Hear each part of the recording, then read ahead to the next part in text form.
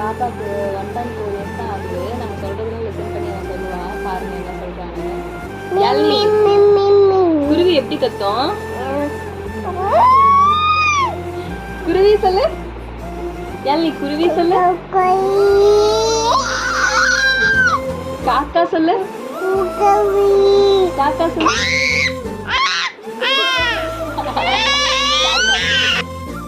நான் எப்படி கத்தும் யாழி? அப்படி கத்துமா? யாழி எப்படி சாப்பிடுவ? அப்படி சாப்பிடுவியா? மாமா சொல்லு. அக்கா சொல்லு. அக்கா சொல்லு. அண்ணா சொல்லு. ஈ காட்டு. ஆ காட்டு. யாழி ஆ.